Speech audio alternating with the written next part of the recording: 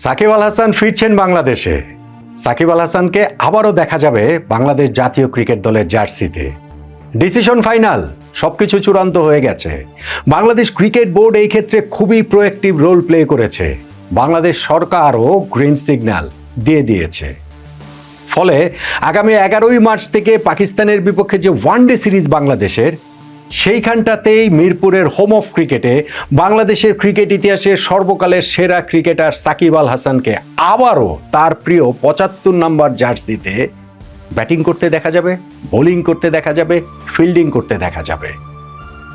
এর আগে একবার যে সাকিব আসতে চেয়েছিলেন, আমেরিকা থেকে দুবাই পর্যন্ত এসেও যে দেশে আসতে পারেননি, তার চেয়েও কাছাকাছি এখন সাকিবের প্রত্যাবর্তনের সময়টা। এরকম আলোচনা গত কিছুদিন ধরে আপনারা শুনছেন না?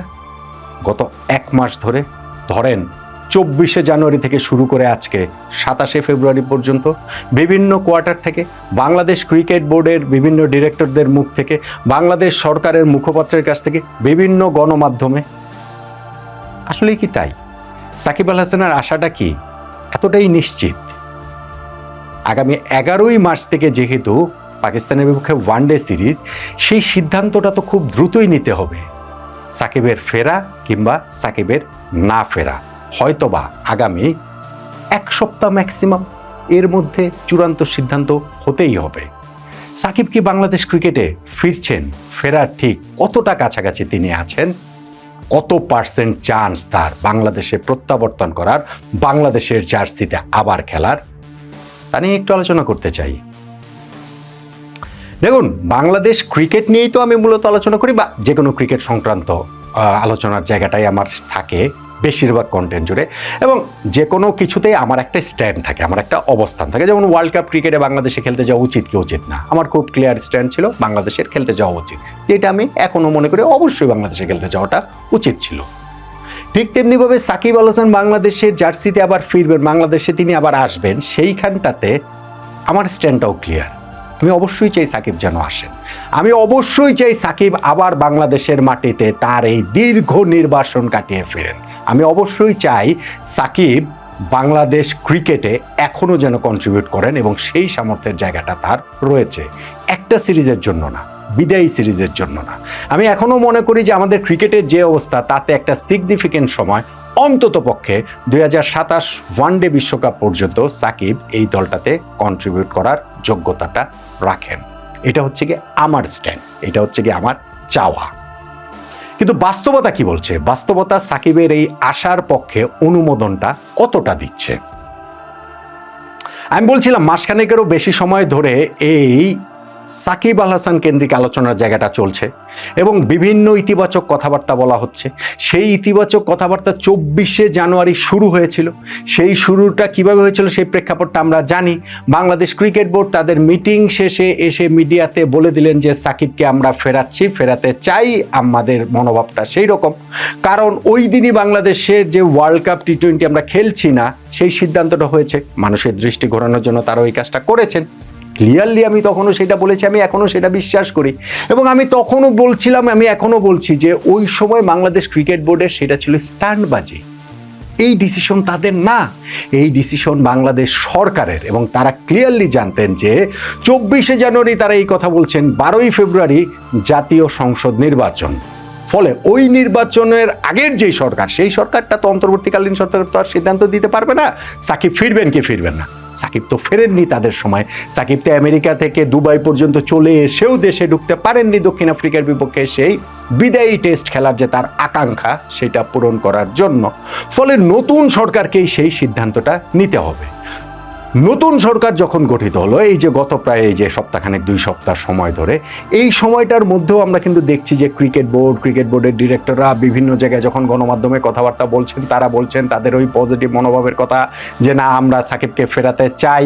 সরকারের সঙ্গেও সেই লেনদেনটা হচ্ছে, আলোচনার জায়গাটা হচ্ছে। সাকিবের আইনজীবী তার ওই মামলা সংক্রান্ত ফাইলগুলো দিয়ে গেছেন, সেই ফাইলটা আবার ক্রিকেট বোর্ড থেকে মন্ত্রণালয়ে পাঠানো হয়েছে।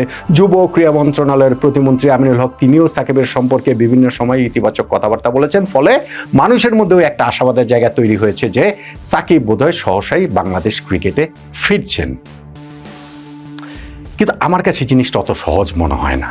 আমার কাছে মনে হয় না যে সাকিবের ফেরাটা ওই রকম নিশ্চিত যেরকম নিশ্চয়তা আপনারা বিভিন্ন জায়গা থেকে পাচ্ছেন, বা আপনাদের কাছে ওরকম ভাইব মনে হচ্ছে, বা যেই ভাইবটা বিভিন্ন জায়গা থেকে দেয়া হচ্ছে, সরকারের তরফ থেকে, বিসিবির তরফ থেকে, গণমাধ্যমের তরফ থেকে। আই এম নট শিওর যে আসলে ঠিক অতটা নিশ্চিত কিনা সাকিবের প্রত্যাবর্তন। আমি কিন্তু আবারও বলছি, সাকিব ফিরুক এটা আমি চাই, 100% চাই, কিন্তু তার ফেরার রিয়েলিস্টিক চান্স আসলে কত পার্সেন্টেজ? সিদ্ধান্তটা বাংলাদেশ সরকারের, সিদ্ধান্তটা হওয়ার কথা বাংলাদেশ ক্রিকেট বোর্ডের। বাংলাদেশ ক্রিকেট বোর্ড একটা স্বাধীন সংস্থা, তারা যদি কোনো প্লেয়ারকে মনে করেন যে না আমরা খেলাতে চাই, আমাদের দলে প্রয়োজন, তারা সেটা নিতেই পারেন।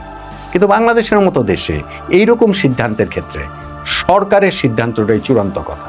ক্রিকেট বোর্ড স্বায়ত্তশাসিত সংস্থা হতে পারে, তার উপরে বাংলাদেশ সরকারের কোনো খবরদারি না চলার কথাটা কাগজে কলমে লেখা থাকতে পারে, কিন্তু বাস্তবতা ভিন্ন। বাংলাদেশে টি-20 বিশ্বকাপে খেলেনি, সেই সিদ্ধান্ত বাংলাদেশ ক্রিকেট বোর্ডের না, সেই সিদ্ধান্ত ছিল তৎকালীন তত্ত্বাবধায়ক অন্তর্বর্তীকালীন সরকারের। ঠিক তেমনিভাবে সাকিব বাংলাদেশি জার্সিতে আবার খেলবেন কি খেলবেন না, সাকিবকে দেশে ফেরানো হবে কি হবে না, সেই সিদ্ধান্তটাও এখনকার এই নির্বাচিত সরকারের, বাংলাদেশ ক্রিকেট বোর্ডের না। সাকিবের যে সংকটের জায়গা, তার যে রাজনৈতিক সংকট, এবং সেই রাজনৈতিক সংকটের সূত্র ধরে তার যে মামলা মোকদ্দমার যে সংকটটা রয়েছে, সেইটা আসলে সরকার কিভাবে সাকিবের সঙ্গে কোন নেগোসিয়েশনের জায়গাটাতে যাবে তার উপরে নির্ভর করছে সাকিবের ফেরা না ফেরা। সাকিবের বিপক্ষে গণহত্যার মামলা রয়েছে, সাকিবের বিপক্ষে ওই শেয়ার কেলেঙ্কারির মামলা রয়েছে, সাকিবের বিপক্ষে দুদকের মামলা রয়েছে, অনেকগুলো মামলা রয়েছে। সরকার কি এইসব জায়গাটাতে নমনীয় থাকবে যে সাকিব আল হাসান বাংলাদেশের আসবেন, বাংলাদেশের জার্সিতে খেলবেন, তিনি ওই মামলাগুলোতে জামিন পাবেন, এবং তিনি যদি মনে করেন যে এই সিরিজ শেষে তিনি আবার দেশ ছেড়ে চলে যাবেন তার পরিবারের কাছে, যুক্তরাষ্ট্রে যারা থাকেন, সেই অনুমোদনটা যদি সরকার আনঅফিসিয়ালও সাকিবকে নিশ্চিত করেন, তাহলে সাকিব আসবেন। কিন্তু যদি সেটা না করেন, সাকিব শুধুমাত্র বাংলাদেশের জার্সিতে খেললো, বাংলাদেশ ক্রিকেটে তার প্রয়োজন রয়েছে, বাংলাদেশ ক্রিকেট বোর্ডের চাওয়ার সঙ্গে সেটা মিল রেখে, এটা আমার মনে হয় না যে সাকিব আসবেন। এবং যুব ক্রীড়া মন্ত্রণালয়ের প্রতিমন্ত্রী আমিনুল হক, আমি দেখছিলাম যে লাস্ট তিনি যেই কথাটা বলেছেন না, যে সাকিবকে মামলা মোকদ্দমা সবকিছু, সাকিব বাসাবির কথা বলেছেন, যেহেতু আমি সাকিবকে নিয়ে আলোচনা করছি সেখানে তাকেই ফোকাস করছি, এবং যেই কারণে যেহেতু সাকিব আল হাসান দেশে নেই সেই কারণে আমি বলছি যে তাদের নিজস্ব যে মামলা মোকদ্দমার বিষয়গুলো রয়েছে সেগুলো তাদের ফেস করেই আসতে হবে, খেলতে হবে। যদি তারা ওই আইনগত জায়গাগুলো পেরিয়ে আসতে পারে, সেই ক্ষেত্রে বাংলাদেশ ক্রিকেটে তাদের ওয়েলকাম করতে কোনো অসুবিধা নেই। এখন আগামী এক সপ্তাহের মধ্যে এইসব মামলা মোকদ্দমার কি নিষ্পত্তি হবে? আগামী এক সপ্তাহের মধ্যে কি সাকিব দোষী কিংবা নির্দোষ সেটা কি প্রমাণিত হবে? সাকিব কি নিজেকে সেটা প্রমাণিত করতে পারবেন? আইনগত দিক থেকে পারবেন না, প্রশ্নই ওঠে না। এবং সরকারের দিক থেকেও আমি যেটা বুঝি যে সরকার এইখানে আমাদের বিচার বিভাগে তো আর হস্তক্ষেপ করতে পারবে না। তারা তো আর বলতে পারবেন না যে সাকিবের এই সব মামলা খালাস, সাকিবের এই সব মামলা থেকে তাকে রেহাই দেওয়া হলো, অতএব সাকিব এসে বাংলাদেশে। আমার আন্ডারস্ট্যান্ডিং যে সেটা পারবে না সরকার এই বিচার বিভাগের উপরে হস্তক্ষেপ করতে। কিন্তু সরকার যদি, আমরা জানি বাংলাদেশের মতো দেশ কিভাবে চলে, সরকারের দিক থেকে যদি সেই গ্রিন সিগন্যালটা থাকে, সেই ক্ষেত্রে সাকিবের বাংলাদেশের হয়ে আবার বাংলাদেশে ফেরা, বাংলাদেশের জার্সিতে আবার খেলার সেই সম্ভাবনার জায়গাটা রয়েছে। কিন্তু আমার কাছে মনে হয় যে সাকিব আল হাসানের এই মুহূর্তে দেশে ফেরার পক্ষে একটা জনমত আছে, সাকিবকে বাংলাদেশের জার্সিতে আবার খেলতে দেখার পক্ষে। সো এই একটা প্রেশার সরকারের উপরে রয়েছে নিঃসন্দেহে।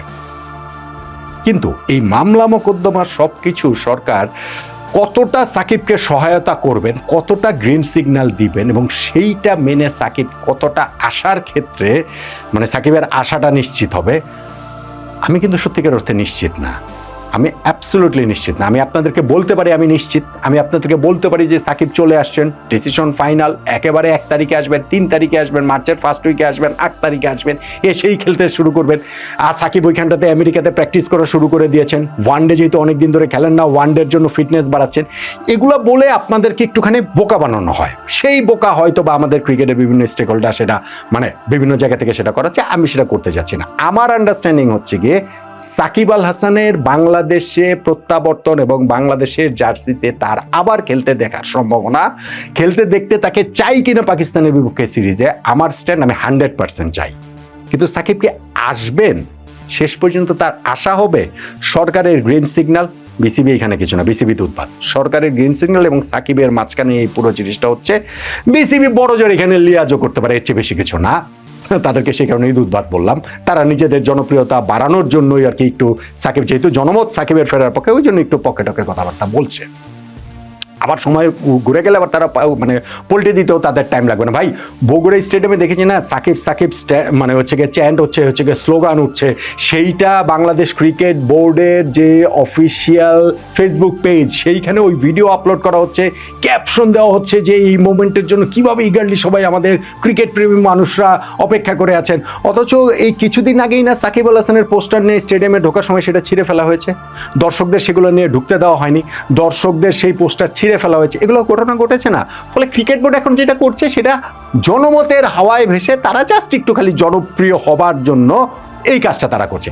তাদের হাতে কোনো খেলা নেই। এটা অ্যাবসলিউটলি গভর্নমেন্ট এবং সাকিব আল হাসানের ইস্যু। এবং সেই জায়গাটাতে আমার চাওয়া সাকিব আল হাসান বাংলাদেশে ফিরুক, সাকিব আল হাসান বাংলাদেশের জার্সিতে আবার খেলুক, পাকিস্তানের বিপক্ষে সিরিজে যেন খেলে, আমি 100% এটা চাই। কিন্তু বাস্তবতা আমার কাছে মনে হচ্ছে অ্যাবসলিউটলি 50-50। একেবারে 50% চান্স সাকিবের ফেরার, 50% চান্স সাকিবের না ফেরার। এখানে 51% কোনো দিকে আছে, আমার কাছে সেটা মনে হয় না অ্যাজ অফ টুডে। আমি এই 27শে ফেব্রুয়ারির কথা বলছি।